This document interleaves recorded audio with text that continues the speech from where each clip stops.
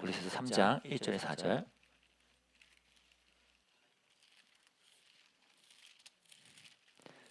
(1절부터) 저 한 절 여러분 한 절 번갈아 읽겠습니다. 제가 먼저 읽겠습니다. 그러므로 너희가 그리스도와 함께 다시 살리심을 받았으면 위의 것을 찾으라. 거기는 그리스도께서 하나님 우편에 앉아 계시느니라. 위의 것을 생각하고. 제가 읽을게요. 이는 너희가 죽었고 너희 생명이 그리스도와 함께 하나님 안에 감추어졌습니다.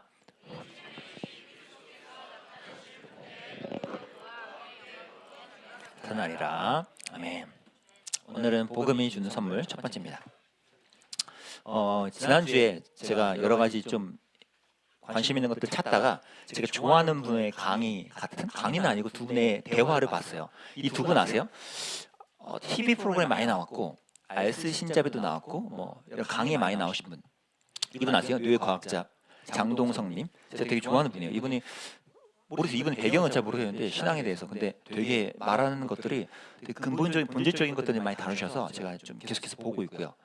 또 김경일 이 심리학 박사님 아세요? 이분도 되게 유명하시죠? 이분도 되게 유쾌하게 재밌게 우리 사람의 심리와 관계에 대해서 잘 설명해 주시는 분인데 이 두 분이 한 유튜브를 찍으셨더라고요. 두 분이 원래 친하셨고 그 영상을 좀 갖고 왔는데 오늘은 이제 시험 기간이고 하니까 여러분이 좀 이렇게 이 영상을 통해서 좀 이렇게 집중하면 좋겠어요. 내용이 재밌어요. 한 5분짜리인데 여기서 말하는 포인트가 뭔지 주제는 한국인의 특징이라는 것이 나와요. 원래 주제는 원래 그게 아니었는데 얘기하다 보니까 한국인의 특징에 대해서 한국을 다녀간 베스트셀러 작가 마크 맨슨. 한국에 대해서 세상에서 가장 우울한 나라. 맞아요. 이 얘기를 하고 가서 이걸 약간 분석적인 T의 감성으로 보게 되면 한국을 대표한 지표들이 나쁘지는 않아요. 물론 안 좋은 지표도 굉장히 많지만 좋은 지표를 보게 되면 오래 살고 건강한 편이고 의료 체계 좋고 소득 수준 나쁘지 않고 K-팝과 K-드라마와 이렇게 좋은 부분들이 많은데 왜 우울할까? 근데 우리를 우울하게 만드는 점 가장 큰 점이 뭐가 있을까요? 우울이라고 하는 감정이라고 다 이제 통칭했지만 이제 결국은 이제 행복하지 않은 감정이라고 느끼는 건 다른 문화에 비해서도 유난히 동질적이기 때문이죠. 결혼 정년기 이런 표현 외국에서 거의 안 쓰잖아요. 이제 골프 칠 나이가 됐다. 세상에 어느 나라에 골프 칠 나이가 됐다는 얘기가 있겠어요. 다 비슷한 트랙을 가니까 서로가 네가 골프 얼마 치니? 뭐 너는 뭐 얼마나 맛있는 거 어디서 얼마나 자주 먹니? 이런 사소한 것들을 가지고도 뭔가 우열이라든지 등수 이런 게 갈리면서 상대방 눈치를 많이 보게 되는. 그러니까 유현준 교수님이 그 얘기 옛날에 하셨잖아요. 한국의 아파트가 많은 게 문제가 아니라 아파트가 다 똑같은 게 문제라. 그러니까 평수 계산도 딱 일괄적으로 돼서 비교하기 쉽고 비교가 굉장히 용이한 문화에 사는 게 아마 가장 큰 문제가 아닐까 싶어요. 이게 뇌과학적으로도 되게 재밌는데 전반적으로 동아시아권, 그러니까 한국, 중국, 일본에 있는 사람들이 내가 다른 사람에게 어떻게 보일까라고 하는 부분에 뇌를 굉장히 많이 쓴다라고 하는 연구 결과가 있어요. 셀프 어프레이저이라고 그래서 뇌 안에서 나는 어떤 존재지 그리고 내가 다른 사람의 눈에 어떻게 보일까라고 하는 영역의 활성화도가 굉장히 높은 편이에요. 그러니까 미국이나 독일, 뭐 영국에 있었던 사람들은 그냥 나는 나고 내가 나 스스로를 정의해버리면 누가 뭐라고 그러건 That's me! 막 이렇게 가잖아요. 근데 한국, 일본, 중국의 경우에는 나라는 존재가 타인에 의해서 정의되는 게 많으니까 전전두엽에서 나와 관련되는 영역의 활성화도가 되게 높은데 되게 흥미로운 연구 논문을 최근에 본 게 스스로에 대해서 평가를 많이 하고 남이 나를 어떻게 볼까 많이 활성화되어 있는 영역이 어떤 특정한 인구군에서 많이 활성화가 됐냐. 우울증이 높은 환자군에서 내 스스로가 어떤 존재일까 타인이 나를 어떻게 생각할까 이 영역이 또 일반인에 비해서 훨씬 더 많이 활성화돼요. 근데 여기서 제가 또 약간 짚고 넘어가야 된다고 생각하는 분이 하드웨어와 소프트웨어가 컴퓨터에 있어서는 분리가 되는데 인간을 위해서는 타고난 하드웨어라는 게 따로 있는 게 아니라 내가 어느 문화에서 나고 자라고 배웠느냐에 따라서 변하는 거라서 아프리카에 계신 분들이 뇌가 다르다 이렇게 들릴 수도 있어서 그건 아니고 그들의 문화 안에서 가지고 있는 가치들이 다르니까 뇌가 거기에 맞춰진 거고 거기에 맞춰진 뇌를 가지다 보니까 특정 상황에서 그렇게 보일 수 있는 거다. 한국인의 그런 특성이 뭘까라고 다시 생각을 해보면 전 세계에서 소문이 제일 빨리 퍼지는 거예요. 구글의 어떤 위원회 활동을 하면서 데이터도 봤는데 전 세계 이제 유튜브나 이런 데 새로운 피처가 나와요. 이 공유를 많이 하는 나라도 있고 별로 안 하는 나라도 있는데 공유가 제일 빨리 빠바바박 이루어지는 나라 거의 1위가 데이터상으로 한국이 나온다라고 해서 내 느낌이 아니라 데이터로도 한국 사람들이 서로 되게 많이 소문을 퍼뜨리고 공유하는구나. 자 근데 요즘 우리나라가 전 세계 모든 명품 브랜드의 회장님들이 가장 유의해서 본 나라. 경기가 안 좋고 힘듦에도 불구하고 명품 매장은 줄이 끊기질 않거든요. 이유가 뭘까요? 그 한국의 명품은 내가 너무 좋아서 하는 명품 소비도 있지만 뒤처지지 않는다라는 걸 보여주는 의미의 또 명품 소비가 있거든요. 그러니까 명품에 진도 나가는 분들이 계시죠. 그래요? 어느 때는 샤넬을 들어야 돼, 어떨 때는 구찌를 들어야 돼, 어떨 때는 요레벨에서 뭘 들어야 돼. 마치 이게 로드맵이 있더라니까. 훨씬 더 먼 거리에 있는 사람들에게 비교당하는 일들이 벌어지죠. 굉장히 비교하기가 쉬운 게 지금 세상이에요. 가까운 사람들로부터 평가받는 것과 동시에 아주 먼 사람들, SNS에서 평가받는 게 공존한다는 게 되게 좋은 포인트인 것 같아요. 우리가 만약 가까운 사람인데 차를 탄다. 어떤 차종을 타건 우리 어디 좋은데 드라이브 가서 맛있는 거 먹고 올까요? 운전 잘하네. 이런 칭찬만 받아도 내가 무슨 차를 몰건 상관없이 괜찮은데 멀리 떨어진 사람에게 평가를 받게 되면은 우리가 이 차 안에서 하는 대화, 운전을 어떻게 하는지를 보여줄 수는 없으니까 내가 어떤 사람인가라고 하는 나에 대한 아이덴티티를 표현할 수 있는 방식이 일종의 모두가 인정해주는 형태의 뭐 명품, 비싼 제품 이러한 형태로 가는 게 아닌가. 실질적으로 서로를 알아줄 수 있는 내적 가치를 봐줄 수 있는 관계들이 적어지니까 오히려 외적 가치로만 평가하게 되는 메커니즘들에 더 연연하게 되는 게 아닌가. 그래서 주위에 있는 사람이 진짜 중요해졌어요. 오히려. 아주 조금을 가지고도 즐거울 수가 있는 그런 관계를 우리가 더 많이 만들어야 되는 거죠. 제가 볼 때 한국 사람들이 다른 국가들하고 비교하면 눈치가 진짜 빠른 것 같아요. 거꾸로 말하면 그걸 못했을 때 우리 사회는 한 방에 날아가는 사회일 수도 있는 거예요. 모든 걸 잘해주잖아요. 항상 좋은 사람이어야 되고. 근데 언제 어딘가 갑자기 욱해서 화가 나가지고 말 한마디 잘못했다든지 그게 용납이 안 되니까 한순간 날아간다라는 걸 우리가 보고 있는 사회가 모두가 어마어마한 불안감과 되게 스트레스 많이 받는 사회가 우리 사회. 우리가 스트레스 받는 많은 부분들이 이제 한 번의 실수로 날아갈 수 있다는 거 아니까 눈치를 많이 보고 사실은 척하게 되는 경우들이 되게 많아요. 근데 그 척하게 되는 것이 교수님 말씀처럼 오히려 길게 보면 어느 순간 나에게 더 큰 피해가 올 수 있는 부분이라서 내가 모자라고 나 생각보다 못하고 라는 것들을 솔직하게 보여주는 것이 끝까지 착한 사람으로 보이려는 착한 사람 컴플렉스 유지하는 것보다 훨씬 낫다. 우리나라 사회가 피로 사회라서 그런 것 같아요. 한 명 한 명이 나도 상처받고 나도 힘들게 사는데 적어도 너는 그러지 말아야지라는 부분에서 어떻게 보면 내 자신에 대한 잣대가 높으니까 딴 사람에게도 더 높은 잣대를 이렇게 들이대는 걸 수 있겠네요. 사실은 더 알고 싶은 건 우리 한국인은 그럼 어떻게 하면 좀 더 잘 살 수 있고 행복해질 수 있을까? 심리학자에게 제일 물어보고 싶은 질문 아니에요? 여기까지. 답이 나오기 직전에 끊었습니다. 그 영상은 다음 주에 다루기로. 그래서 지금 이 영상에서 몇 가지 얘기했죠. 한국인 특징과 우리 삶의 모습들이 뭐죠? 일단 우리는 되게 비교가 너무 쉬운 사회 구조예요. 그렇죠?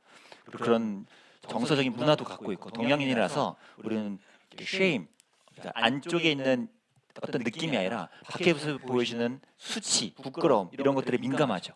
사람들이 어떻게 보느냐에 따라 민감한 거. 또 여러분이 살다 보면 뭐가 있어요? 아까 본 것처럼 SNS나 인스타그램 이런 거에 통해서 내가 많이 노출되고 사람들을 보게 되고 평가하게 되고 이런 것들이 많으니까 아주 모든 요소들이 서로를 비교하게 되고 다시 한번 바라보게 되고 하는 일들이 많아지는 이 사회의 구조고 모양이라는 거예요.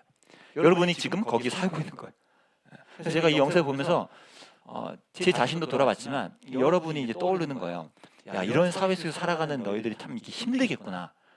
특히 이제 어른들이 되면 좀 무던해지기도 해요. 뭐 그러려냐 이렇게 했는데 10대 때나 청소년 때는 민감하잖아요. 주위 사람들의 반응에 대해서. 그러니까 뭐 학교에서 하는 말이나 듣는 얘기나 인스타그램 에서 보여지는 이런 내용들이나 모두가 다 나에게 이제 민감하게 다가오는 거죠. 그러다 보면 삶이 힘들어지는 거예요. 우울해지고 아까 본 것처럼. 그래서 제가 이 얘기 왜 했냐면 이런 사회 속에 사는 너희니까 우리에게 진짜 필요한 게 뭐냐? 지난주에 말한 정체성이에요. 내가 누군지를 복음 안에서 확실히 갖고 있으면 SNS든 사람들이 어떻게 보든 이거에 대해서 내가 이겨낼 수 있는 힘이 거기에 있다는 거지. 그게 없으면 나는 그때그때 우울해지고 계속해서 비교하게 되고 이것 때문에 거기에 갇혀 있게 돼요. 근데 이 복음이 뭐 한다고요? 거기에서 갇혀 있을 수 있는 우리를 자유롭게 해주죠. 아니야, 너는 그런 애가 아니야 라고요. 성경이 말하는 나를 계속 내가 듣고 마음에 새기면 그것이 내 삶을 지탱해줘요. 날 견디게 해줘요. 여기 중요한 표현이었죠. 십자가에 비춰보는, 인스타로 비춰보는 게 아니라 여러분의 사진, 핸드폰에 있는 갤러리, 내 셀카, 참 못생겼다, 그걸로 비추는 게 아니라 십자가로 여러분이 비춰보세요. 십자가로. 성적표, 등급으로 나를 비춰보지 마시고 십자가로 비춰보는 거. 이게 우리의 이 정체성의 근간이 되면 흔들리질 않아요. 지난주에 말했죠. 이 두 가지의 역설 기억나죠? 그러나 however 뭐였어요? 나는 감히 상상할 수 없을 정도의 끔찍한 죄인이면서도 꿈꿀 수 없는 감히 그것을 뛰어넘는 사랑으로 하나님께 인정받고 있다. 이 두 개 같이 있으니까 우리는 수많은 SNS 사람들의 평가에서 자유로울 수 있는 힘이 생겨요. 비교되고 나를 눈치 보게 하고 막 이런 것들에서 자유할 수 있는 힘이 거기서부터 생기는 거예요. 거기서부터. 근데 여러분께 제가 이걸 강조한 이유는 사실 저도 이것에 대해 자유를 느끼게 된 게 얼마 되지 않아요. 한 10년 정도밖에 안 돼요. 20대에도 저도 힘들었어요. 제가 심지어 사진 갖고 왔다. 싱가포르 가기 직전까지도 학년이 아니지. 당시 28세. 당시 28세. 그래서 교회 생활 열심히 했거든요. 근데 저는 저 때도 지금 돌이켜보면 자유하지 않았어. 교회에서도 학교에서도 뭐 공부하고 직장 일할 때 그 사람들에 대해서 평가에 대해서 민감하고요. 여전히 나도 20대 중반에도. 그래서 내가 마음에 드는 바람이 뭐였냐면 너희들이에요. 너희들은 내가 겪은 그 긴 기간의 고통을 겪지 않고 이 청소년 시기에 복음의 자유를 누리면 나 같은 고생할 필요가 없어. 오히려 이 복음이 주는 자유를 빨리 누리면서 여러분의 삶을 더 행복하게 할 수 있어요. 하나님이 주시는 행복을 누릴 수 있다고. 그게 내가 너희들한테 바라는 거예요. 이 모습이죠. 십자가에 계속 비추어 보면서 내가 하나님과 나 자신을 확실히 알아가는 거. 찬양 중에 이런 찬양이 있죠. 우리 몇 번 부르지 않니? 가사가 삶의 작은 일에도 그 마음을 알기 원한 네, 맨 끝에 나의 작음을 알고 그분의 크심을 알며 이게 뭐예요? 십자가가 커지는 그거죠. 근데 여러분 우리가 이거 놓치면 뭐가 돼? 좀 전에 요거 놓치게 되면 요 찬양이 요 가사가 뒤집어져. 어떻게 뒤집어져? 내가 조금 더 괜찮아져야 되는데 하는 압박이 시달리죠. 내가 더 커져야 된다고 느껴요. 내가 더 인정받아야지 어디에 가야 된다고 느끼는 거예요. 그러면서 뭐가 돼? 하나님은 점점 작아져요. 내 삶에 하나님은 점점 작아져. 그러니까 여러분이 복음, 하나님의 능력을 더 경험할 수가 없죠. 왜요? 내 안에 하나님은 점점 작아져 있거든. 복음의 능력은 내 안에서 나타나지 않게 되어 있어. 이미. 왜? 내가 너무 커져 있으니까. 내가 너무 중요해. 내가 잘 되어야만 사람들한테 인정받을 것 같아. 라는 이런 흐름으로 가면 십자가가 커져 있지 않아요. 오히려 십자가가 점점 힘을 잃어가면서 다른 것들이 차지해. 다음 주에 이 두 가지를 말할 건데 위선과 행위요. 위선과 행위라는 건 뭐예요? 쉽게 말해 내가 다 뭔가 그럴듯하게 만들어내려는 거예요. 내가 자신을 어떻게든 과대에 포장하든가 또는 괜찮은 척 쿨한 척 하든가 또는 내가 뭔가 열심히 해서 사람들한테 박수 받게 만드는 거. 다 뭐 하는 거야? 내 가치를 끌어올리고자 내 가치를 잃지 않고자 노력하는 모든 행위죠. 근데 그게 점점 커질수록 뭐가 된다고? 십자가의 힘은 약해져요. 여러분이 삶을 한번 떠올려 보세요. 내가 뭐 때문에 자꾸 마음이 흉성흉성하고 막 사람들에 민감하게 되고 나는 왜 하나님을 잘 못 느끼지? 하나님의 능력은 뭔지 모르겠어요, 목사님.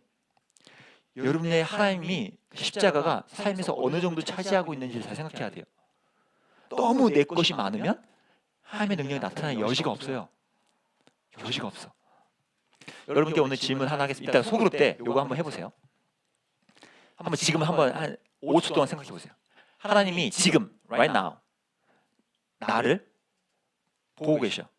이렇게 어떤 표정인지 모르겠지만 어떤 표정으로 어떤 말을 하실 것 같아요? 지금 내 삶을 내 한 주를 내 한 달을 떠올리면서 하나님이 그것을 쫙 어떤 표정과 말로 여러분 대할 것 같아요. 떠올려 보세요. 근데 만약 여러분이 그 대답에 하나님이 약간 좀 뭔가 아쉬워할 것 같아요. 야, 너 좀 정신 좀 차려라. 너 왜 그렇게 사니? 라든지 뭔가 그런 여러 가지 이렇게 떠올린다면 여러분이 아직 복음의 하나님에 대해서 아직 잘 뚜렷하지 않은 거예요. 하나님은 우리를 그렇게 대하지 않으세요. 좀 전에 심지어 하나님이 신앙과 관련 없는 얘기를 하시는 이 박사님도 뭐라 했어요? 차라리 척하는 거, 뭐요? 위선과 행위로 나를 어떻게든 막 쥐어짜는 것을 하지 말고 오히려 솔직하게 나의 모습을 드러내는 것이 내 삶의 건강이 좋다는 거죠. 우리 영혼도 마찬가지입니다. 여러분이 하나님 앞에서 뭔가 쥐어짜고 막 어떻게든 만들어내려고 하면 스스로를 갉아먹으면서 힘들어져요. 십자가가 점점 힘을 잃고요. 내가 너무 세져서 여러분은 그냥 나로 살아야 돼요. 내가 열심히 사는 거야. 여러분 그렇게 되면 제가 겪은 20대를 여러분이 따라오는 거예요. 교회는 열심히 다녀요. 예배도 잘 드려요. 근데 복음의 능력을 경험하지 못해요.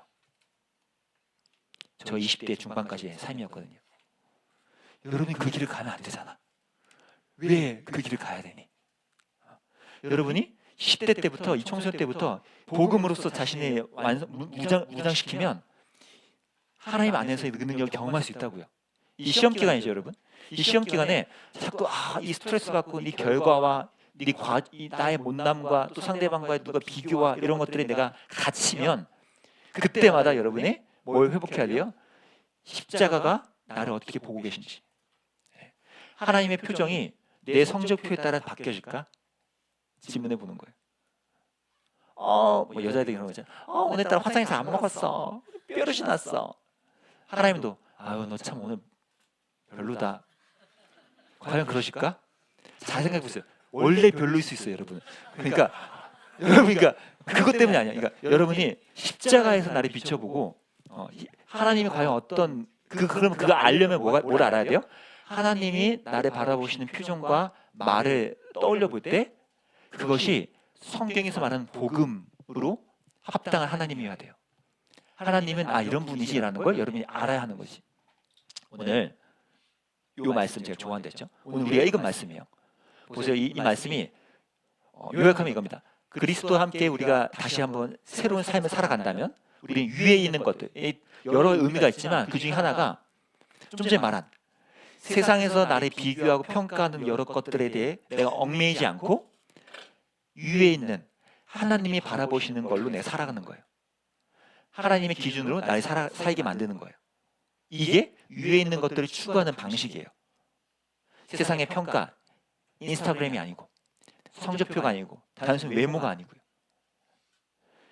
오늘 이 말씀 마지막 한번 함께 읽어볼까요? 자, 잘 읽어보세요. 함께 읽겠습니다. 시작.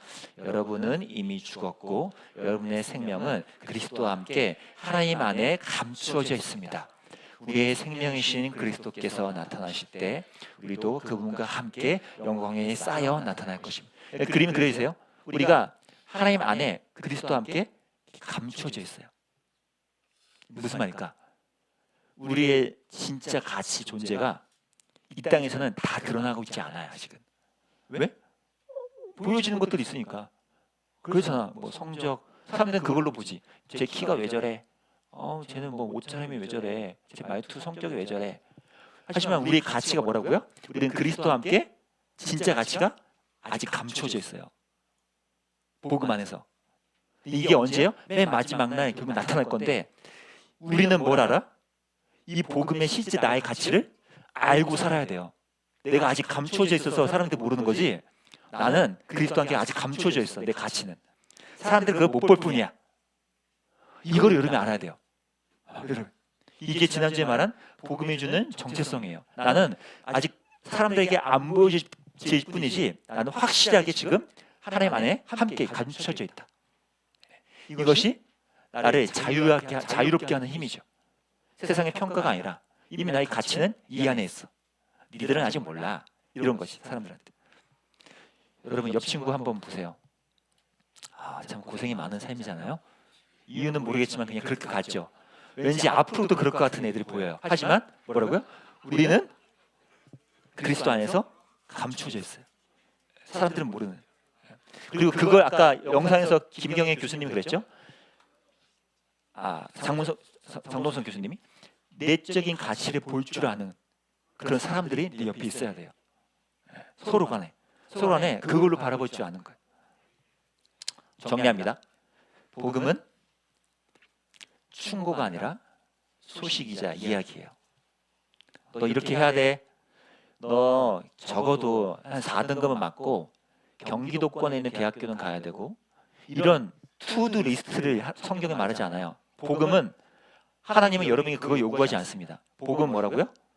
소식, 이야기, 이미 벌어진 사건, 예수님이 너희를 위해서 행하신 그 사건들, 그걸 기초로 우리 가치가 감춰져 있어요. 여러분 이걸로 사는 거예요. 이걸로. 여러분이 뭐 나중에 어떻게 어느 대학교 가고 그게 여러분의 가치를 판단하지 않는다고요. 진짜 기억하세요. 여러분인 그리스도 안에 감춰져 있다. 여기서 자유를 누리십시오. 시험 기간에 결과가 어떠하든 이 과정에서 여러분 끈질기게 자신 지키시고 하나님을 바라보세요. 이 십자가 지난주 봤죠? 십자가를 계속 바라보면서 하나님과 나를 확인하는 여러분이 되면 좋겠습니다. 우리 함께 좀 찬양하고 기도할 텐데 다 같이 일어날까요? 우리가 늘 찬양했던 이 고백이 오늘은 부르지 않지만 이 복음이 주는 자유 안에서 우리가 그리스도 안에 감추어진 자로 나야는 맞아요. 아니야, 나야는 맞아요.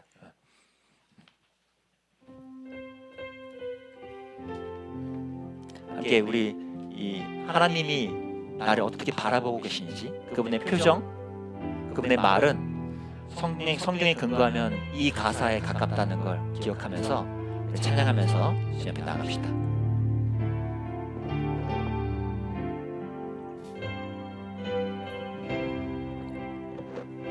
나의 사랑, 너는 어여쁘고 참 귀하다. 나의 사랑, 너는 어여쁘고 참 귀하다. 어느 보석보다 귀하다. 내가 사랑스럽지 않을 때 너를 온전히 사랑하고 너와 함께하려 내가 한 번 더 고백합시다. 나의 사랑, 너는 어여쁘고 참 귀하다. 나의 사랑, 하나님의 표정이에요.